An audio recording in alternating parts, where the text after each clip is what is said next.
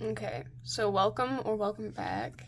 I've tried to film this video like 3 times already, but instead of doing what I normally do and like filming it right after I wake up, I just filmed it in the middle of the day, which was a mistake because I hate how my voice sounds if it's not like my morning voice because it gets like higher throughout the day. So I waited, I went to sleep, and then I woke up, and now we're filming. Um, so yeah, so this video is gonna be a little fun topic because somebody on Instagram messaged me, and they asked for tips on how to make they said, what was it? I forget their exact words, but it was something along the lines of, how do I make my art book thick? Because I had done a tour on this one, and this thing is a monster. If you haven't watched that video and seen like how beefy and voluptuous it is, and I really like making like huge sketchbooks, like just filling them up. So I thought I'd give you guys like couple little tips, and like I don't know, like if you struggle with your sketchbooks, like maybe this will help. I'm really kind of winging it, but you know, we'll get there. And my first tip number one was to Mod Podge pages together. Well, not Mod Podge them together. Because if you are dumb like me and you Mod Podge them and then don't let them dry, you'll end up with, like, what happened here. So don't be dumb like I do. Wait patiently and make sure the Mod Podge is evenly distributed over the page. And then it'll turn out nice like this.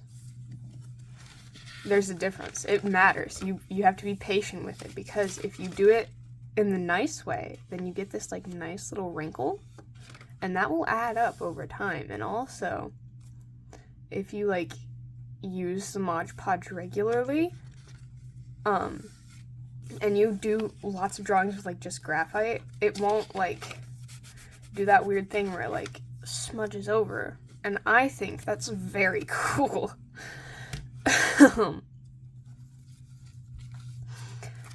Another tip I have is to, if you get sick of it or you're being like too perfectionisty with it, run it underwater. I'm so for real right now. I did it to this one. So this one's new. These two I'm currently working in. I left this sketchbook to do this one. This one's finished now. I'm still working in this one, and I started this as like a little pocket sketchbook. And I was already being like too perfect with it, like worrying about what was on every single page. So what I did was I put it in the sink, I turned the water on, and then I threw it outside to dry. And literally now I do not care if I ruin it or not. Like, the pages are literally falling out. And, but it's done a lot for me in terms of, wow, I really don't care what happens to this book now. Like, I cannot ruin it more than I just did already. And I think that's a very powerful feeling, because, like, I feel like artists forget sometimes that, like, you brought your art into this world, and you can take it out of this world. Okay? Like, it's not that deep. It is not that deep at all. Like, you have the power to destroy your art if you want to. You know? And, like I said, I didn't really realize that it doesn't have to be perfect. Your sketchbook doesn't have to be perfect. I was such a perfectionist. I am a burnt-out gifted kid. And, what helped me get over that perfectionism is, if you ever get the chance to pick up, what was it called? A Wreck This Journal. I did not even finish my Wreck This Journal before I was like, like, this makes sense. Creating just for the sake of creating is a lot more fun, and you'll probably end up with a lot more things you like than being a perfectionist and then being disappointed in the things you do manage to create through that perfectionism. You know? So, another tip. Tip number, 3.5-ish? I don't know. I kind of went on a little ramble there. But the next tip is to take it everywhere with you. And I'm being so for real about this. if you take it everywhere with you, it'll get beat up. Like this book, look at the corners. Like, it is so bad. It is so bad. Because I took it everywhere with me, and I feel like if you do that, not only will it get beat up and add a little more character and again help you be less perfect, it'll also, like, you can just start drawing things from your life. You can start just recording everything that happens to you as it's happening, and then you look back and it's like fun little memories, you know? And that's a really cool thing to be able to do. Like, just make your sketchbook a part of you, you know? And that's really what it is. It's a reflection of what goes on inside your brain, and I think if you, like, take it with you like it's your best friend and just, like, you know, tell it everything through your art, it becomes a lot more personal and a lot more important to you, and therefore a lot more interesting for other people to look at. So the next tip is to glue random things in it. I did it with, this sketchbook is the one I did that the most with out of these three, because, like, just flipping through, you can see, like, the little things off Starbucks receipts. There's leaves, there's a Band-Aid wrapper, that thing off of, like, gum, a pumpkin sticker, like, a newspaper, literally anything you can find. Like, this is a pamphlet from these markers, you know? Anything you can find that you are like, oh, I don't want to throw this away, but I don't know where else to keep it, just tape it down in your sketchbook. Like, you can tape pop tabs down in there, you know? Like, it does not matter. Like, just whatever you want, whatever you feel is important.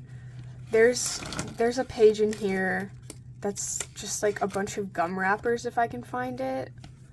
And, like, now I'll always have the fun story of, yeah, I ate, like, there it is. I ate, like, 14 Dum-Dums at work while I was working at Spirit Halloween, you know? And, like, here's a Polaroid from when I went to the Rock and Roll Hall of Fame. Oh, hello. And I think that just, like, goes along with, like, taking it everywhere with you. If you find things and draw things, just put them in. It'll become like a little diary almost, but, like, a visual diary, which for me is a lot easier to do than just, like, writing everything that happens to me. Visual diaries are a lot more important, and I feel like viewing your sketchbook as a visual diary or like an art book, and maybe not like a sketchbook, and a place for, like, big finished pieces, that'll help you be a lot less perfect with it too. Like, this is just a place for my brain to melt onto the page, you know? I think that's a very important view to have on them. The next tip number, I don't even remember now, but it doesn't matter, is to make collages.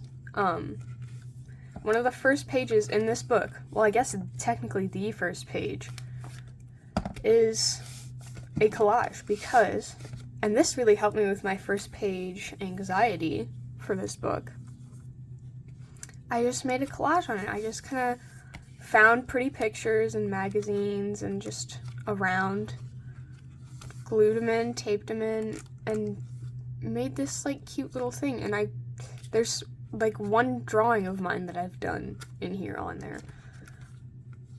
2, 3. Still, it's not a lot of drawing and more just worrying about making a pretty picture and a pretty composition with things that you find. And I think that's a very cool thing to do, because if you want to fill a page in your sketchbook, it's a way to be creative but not have to worry about, like, drawing or, oh, is my hand gonna cooperate with my brain today, you know? And here's another one I did in this book. I really like this one too. And, like, this is just wax from the vampire candle at Spirit Halloween. Like, from Bath and Body. You know, when they had their Halloween scents out, I just took, like, the candle and went pew pew pew pew, and now it smells like vampire blood, and it smells delicious. There's a feather in here that I found outside.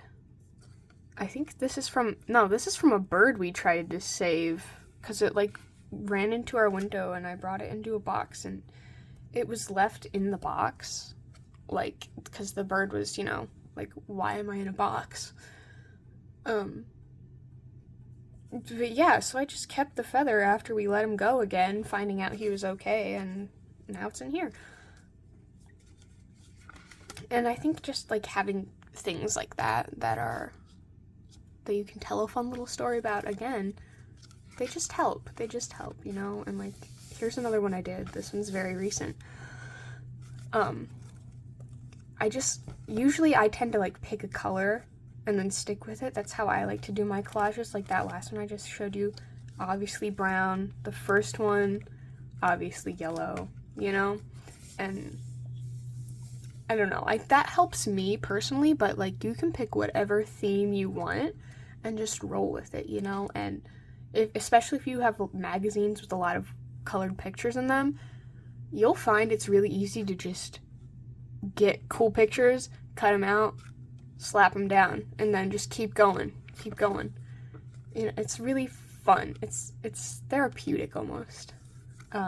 This wasn't on my, like, list, but another thing is, I found these stickers, and they have, like they have depth to them. Like, look at that. It's like a 3D sticker. So I just did a little, and now, like, when you close the book, you can see where it's at. So yeah, like, even stuff like that will help you add a little bit of I lost my train of thought. And here's another thing I did with magazines, you know? I was watching You with my mom, and I drew Joe Goldberg, and I, like, cut him out, and then I cut out a bunch, like, I went through all my magazines, cut out every advertisement that said You on it, pasted them down, and then pasted Joe on over top, and now it looks really cool. So, like, even things like that, they add a lot of visual interest to your sketchbook. That way it's not only drawings, you know, only sketches, and it'll also add some of that voluptuousness you're probably looking for. Another tip is to just slap paint, like just throw paint on there mindlessly. I've done that the most in this sketchbook. Here's some more. Like, just, you know, just throw paint down. It's fun. It's an easy way to, like, get some cool patterns maybe, and then if you want, you can draw over top, or, you know, paste drawings in over top, and, like, that'll add some thickness, because it'll get that nice page wrinkliness you're probably looking for, and when those stack up, they stack up, you know? In this sketchbook, I actually, like, did paint over a drawing. Got a little bit of that nice wrinkliness. Look at that. And that also helped seal the graphite in. There's another painting in here. I took my sketchbook up to a quote-unquote mountain, but, like, it's the closest thing we have to a mountain in Ohio. So, but I took it up there, and just, me and my friends had our sketchbooks out, and we just, like, painted what we saw. This was my view from it, and then these were some cows that I saw. I took pictures of them and then went back and drew them in here. But, like, even stuff like this, you know, it can help, and it'll help you loosen up, and then you won't, how to word this, I feel like the more you quote-unquote ruin your sketchbooks, the less afraid you'll be about ruining them with art. If that makes any sense to any of you, like, I know how you're feeling. And this, another thing, these guys, I Mod Podged over them and then put some paint on top, because the Mod Podge made them a little, like, weird, wrinkly, you know, like bubbly almost, but like it adds a nice texture, so I'm not complaining like at all. And here's another thing I just randomly glued in here. It was my Scream 6 movie ticket, you know. And another thing you can do, take a paper clip and just paper clip drawings in over top of stuff. It is so fun. Or this, I like paper clipped 2 pages that I hated together. That way I don't have to look at them. I can just pretend they don't exist without having to like physically rip them out, you know? But yeah, that's kind of all the tips I have for today. Sorry, that was a little more rambly instead of like a cohesive like tip list, but you know, I hope it helped somebody out there. And like I said, if you're a perfectionist with your sketchbooks, just don't be. It's not that serious. You can always start a new one if you get sick of them, you know? Like, just calm down and let them be a place for you to be you, you know? Like, you got this, okay? Thank you all for watching. If this helped you, maybe hit the like button and subscribe. I don't know. I'm getting really close to being able to monetize my videos, so like, if you guys want to help out and help me make a little extra moolah, that'd be really funny, neat, goofy, cool of you. But either way, I hope this helped one of you out there, and I hope you guys have a good day. Bye bye.